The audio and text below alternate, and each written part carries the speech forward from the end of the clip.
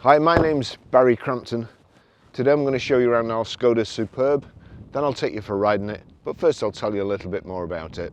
It's a 1.4 TSI S, 2012 on a 12 plate, has done 47,312 miles.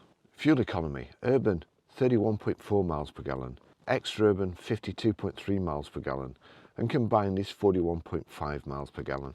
0 to 60 time of 10.1 seconds, top speed of 125 miles per hour out of a 4-cylinder 123 brake horsepower 16 valve engine. 6 months road tax is £121 and 12 months is £220.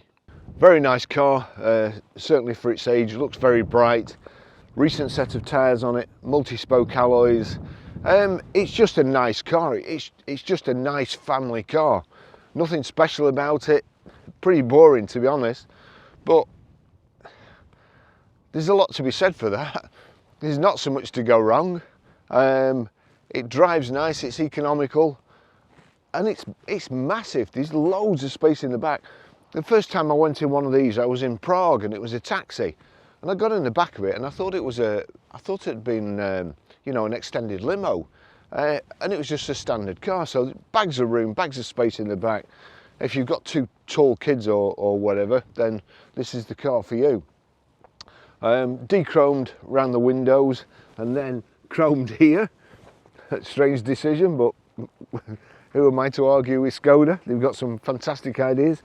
It's a nicely finished off car. The Superb badge here in the headlights. Chrome SKODA grille with the winged arrow motif there.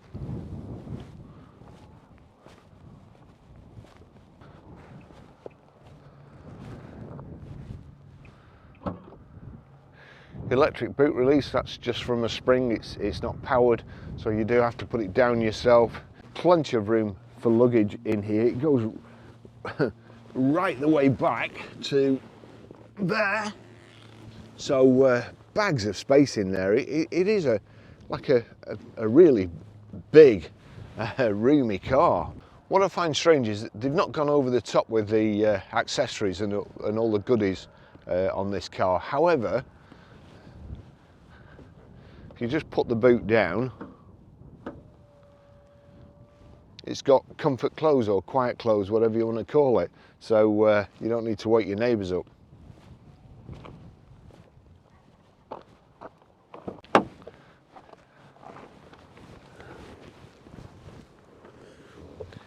See what I mean about the legroom?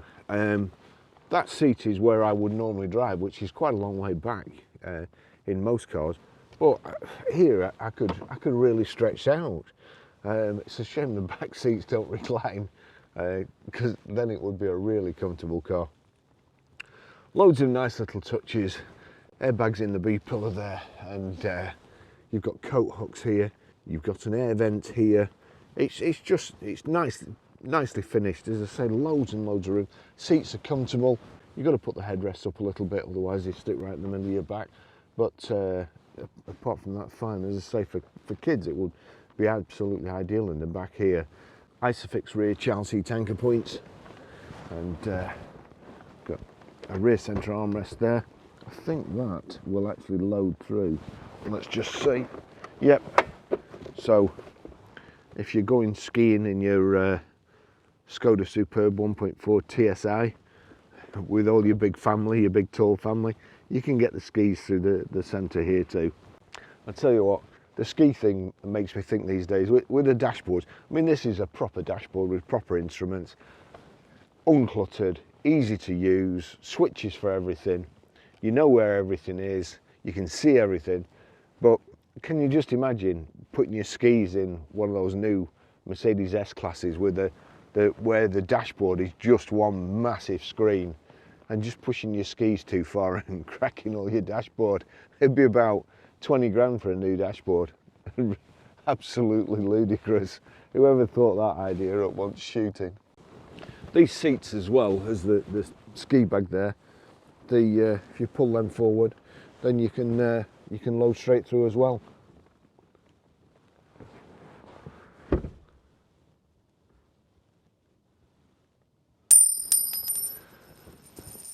I've just remembered something.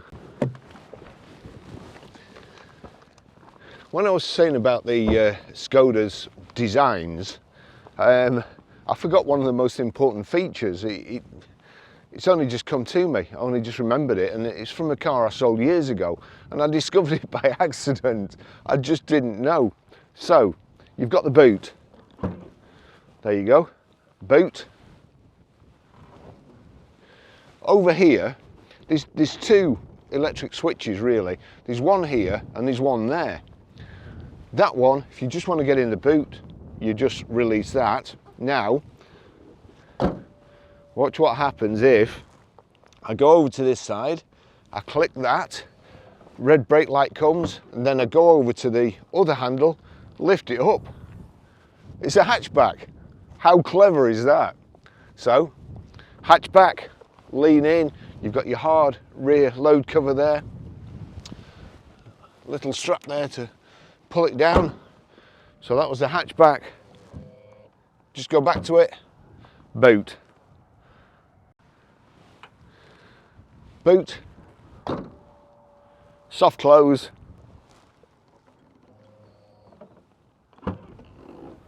hatchback. Little things please little minds, but what a great idea that is, and I can't remember seeing that on any other car. So anyway, now I've showed you that, I'll take you for a ride in it.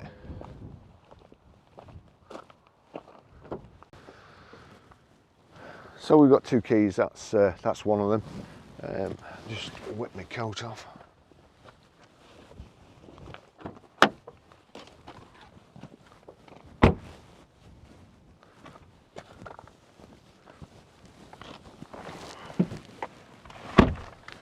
And again, I really like the key, actually.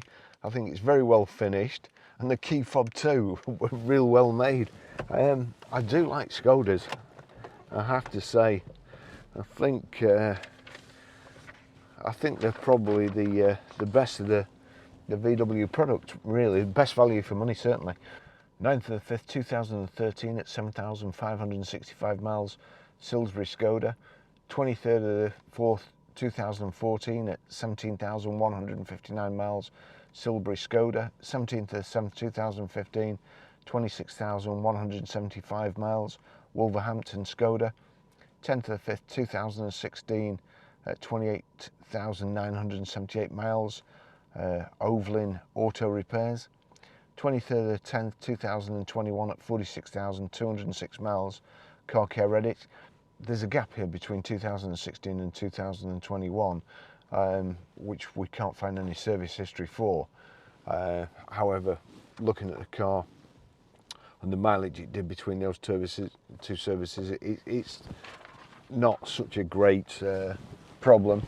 Certainly not to us anyway, because we bought the car and we wouldn't have done if it was. Let's just get my shades on. So, we've got Aircon. It's a manual gearbox.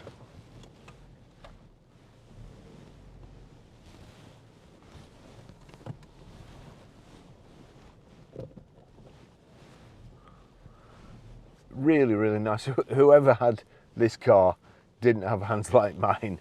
The steering wheel is like brand new. Everything is mint. It's just lovely. That's like when you get a car straight off the transporter. It's the same feel.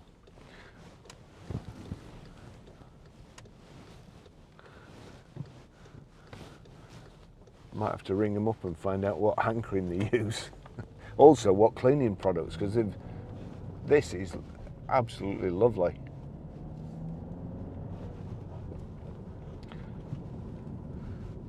Sheep in the road again. Some cars coming up fairly fast behind me.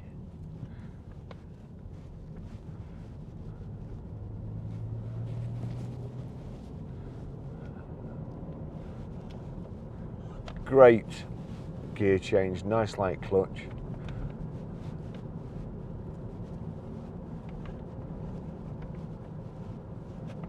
No point in the clutch being too light, you've got to be able to feel the binding point for a smooth gear change, but this is absolutely perfect. As I say, it's a nice big car.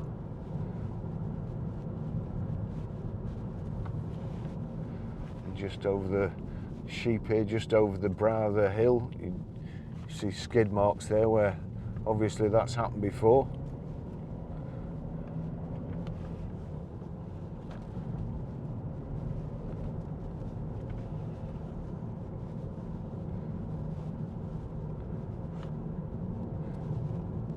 Just doing 40 miles an hour. Nice clear instrument display, all switches, rotary controls here. Don't have to take your eye off the road to switch your heater on, turn your fan on, whatever you want to do, your aircon.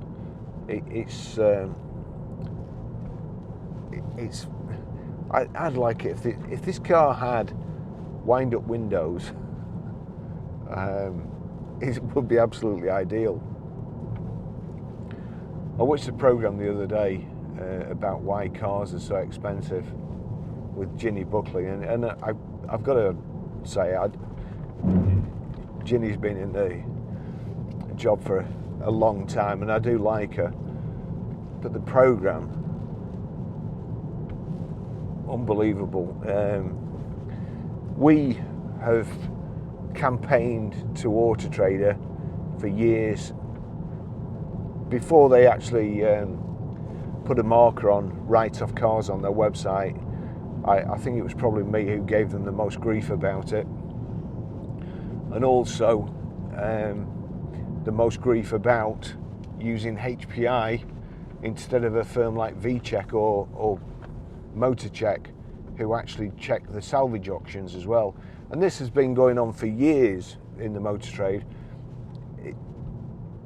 They don't have to, the insurance companies don't have to notify the MVRA, I think it is, that a car's being written off. So what happens, these wrecks, and the reason they don't notify them is they know very well that somebody will give more money if it's not on the register, and then they'll just cock it up with used parts, leave airbags out, weld bits on, instead of repairing it properly, and just do basically a shoddy job. And they should never go back on the road, in my opinion.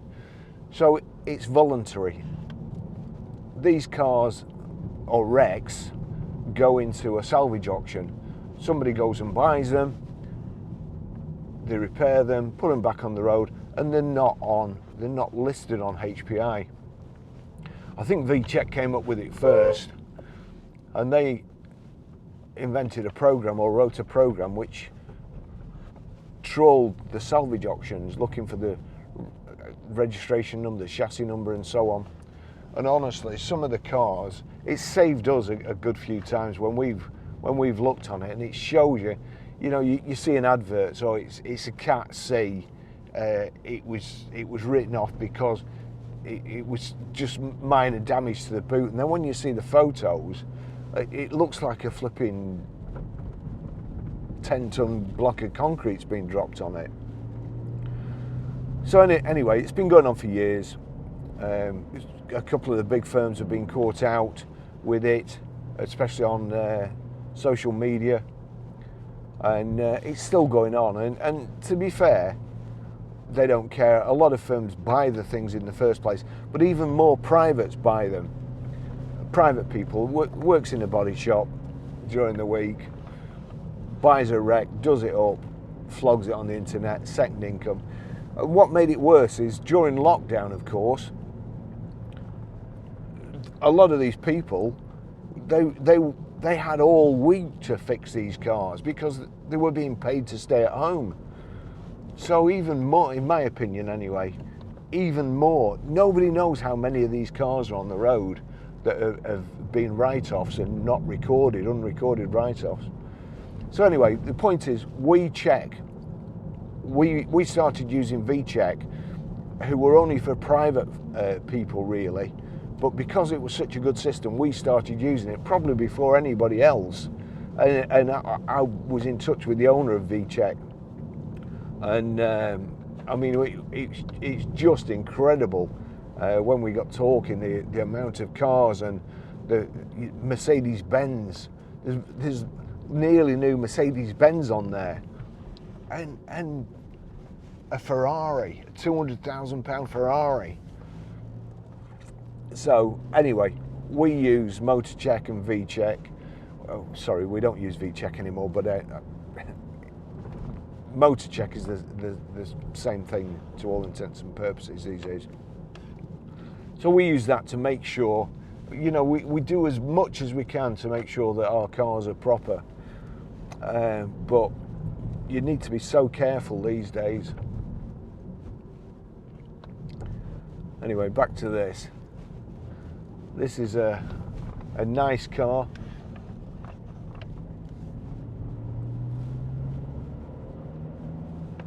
A good price rangey car. Ideal for a big family. I'm getting fed up with these people behind me, so I'm going to let them go by.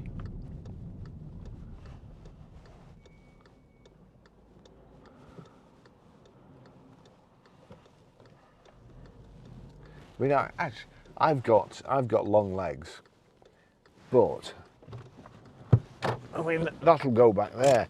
I can't even press the clutch in. So ideal. Oh, I can't come in this way, but here we go. We've also got height and reach adjustable steering. Look how far that steering wheel comes out. So what would that be if you got long legs and short arms, like a Tyrannosaurus Rex or something? Then this is the ideal car for you. Oh, let's get that back there. Proper handbrake too.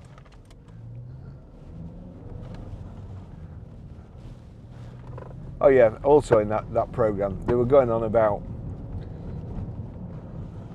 shortage of cars and accusing the manufacturers of making luxury cars with more of these semiconductors or computer chips so they make more money, because they make more money on the bigger cars.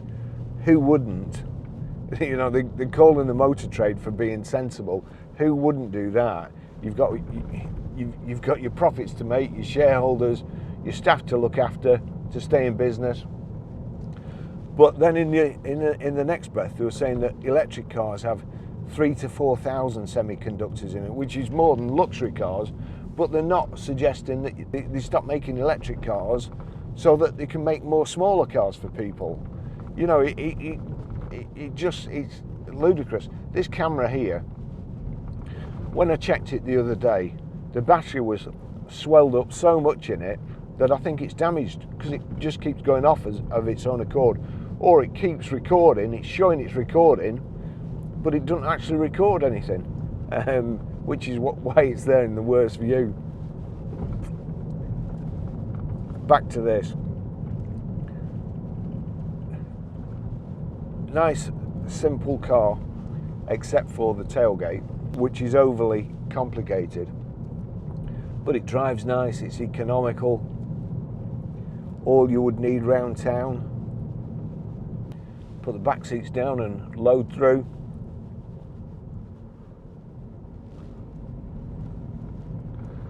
The electric windows here, electric door mirrors, and let's just turn that.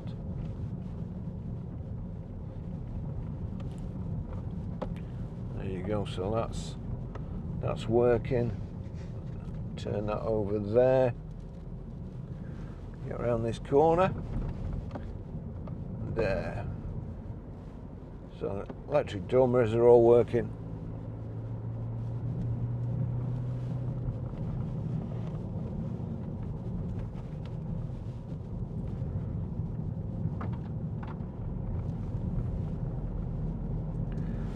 Nice cloth seats. Really nice and comfortable, I have to say. Backrest there, adjustable backrest. That's height adjustment there.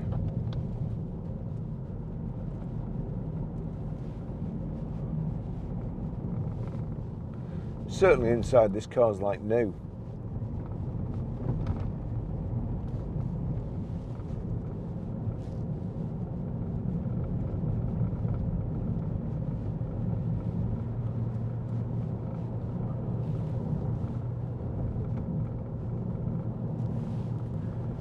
got a little bit of a rattle, but that's my aftershave bottle there.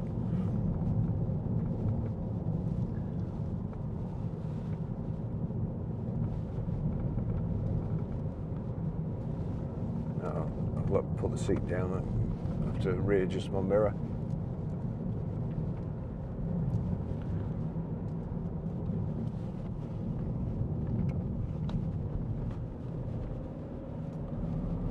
It's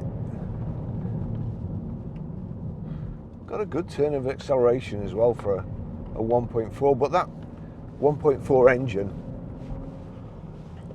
I think it's probably the same engine as in my girlfriend's Audi A1, and that done half go, especially when she's driving it.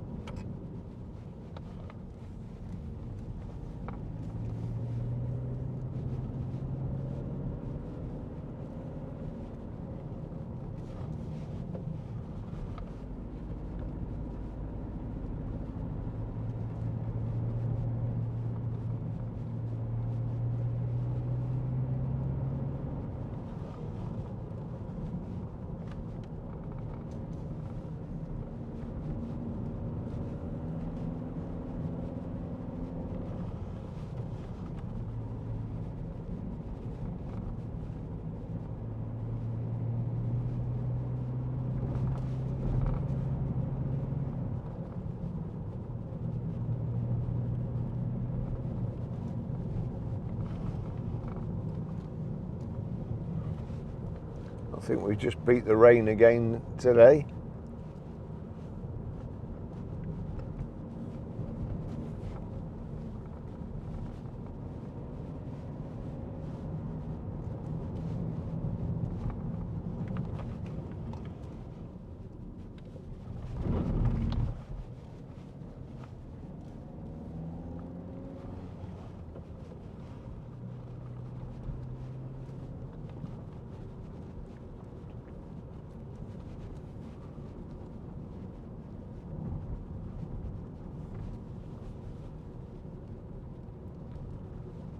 A radio CD.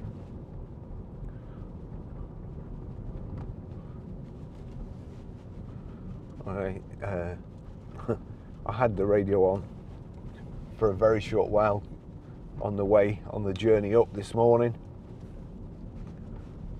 Goodness me.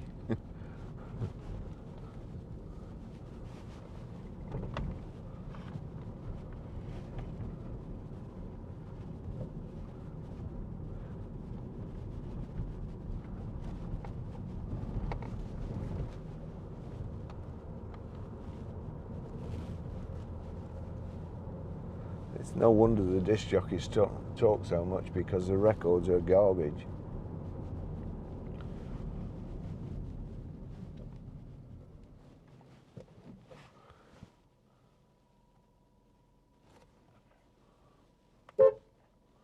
Come.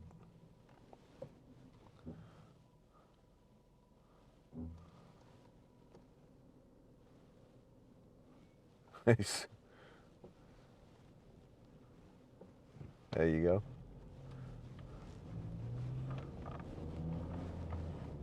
Again,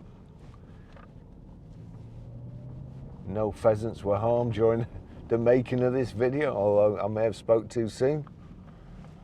Gosh, look at all these.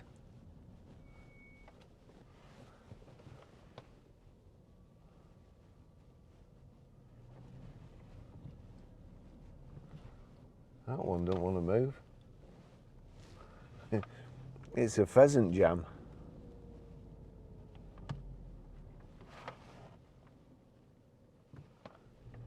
Like, it's like a roadrunner. I'll have to be careful. There might be a cliff face here, or an anvil dropping on me. There we go.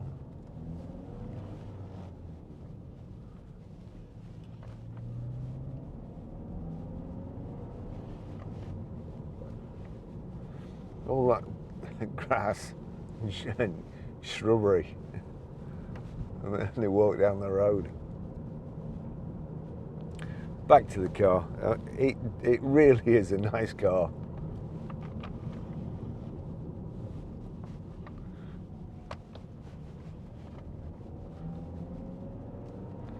Great family car. Trying to think, what else is there to say about it? You're on the left-hand side.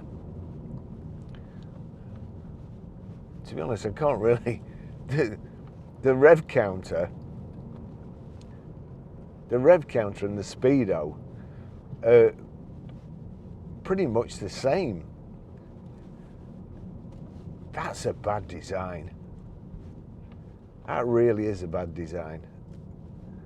Because at first glance, you struggle. Certainly if you were matching the revs to the speed, it would be difficult to see, well, how fast you were going at first glance. But anyway, Rev Counter is on the left. That goes up in increments of 10, 20, 30, 40. The Speedo on the right, again, goes up in increments of 10, 20, 30. And it's kind of the same design. In the Rev Counter, there's a temperature gauge, coolant temperature gauge. In the Speedo, there's your fuel gauge. In the centre, between the two gauges, is an information display. At this moment in time, it's telling me that it's 12 minutes past 9 in the morning. I'm in third gear, and I should change up. But I'm going uphill, so I know I shouldn't. How many miles I've got left before I need to fill up. Your trip computer, and it's got kilometers per hour there, the speed. I'm sure there will be a way of changing that to miles per hour.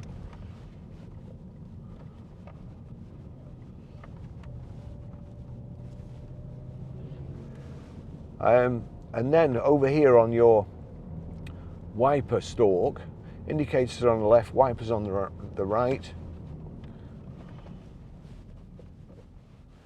And then over here, in the end of the wiper stalk, if I click that, that tells me your average miles per gallon. Click it again. Instantaneous miles per gallon. Click it again.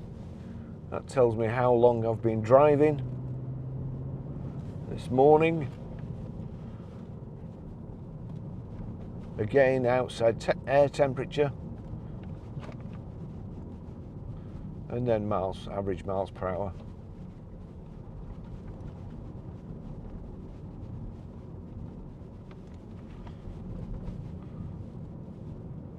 And how far I've gone, which so far this morning is 34 miles.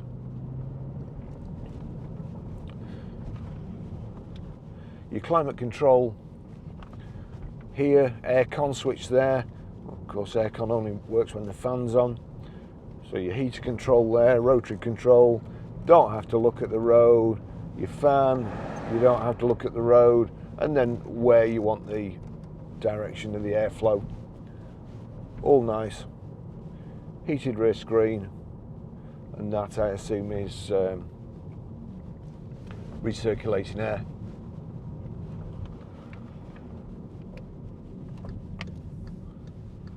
So a good car, well built, nothing in it you don't need. I do like the tailgate. I suppose it's it must have taken some engineering to make that, I'll tell you. I wouldn't like to have to do it. Thanks for watching. See you in the next video. Ta-da.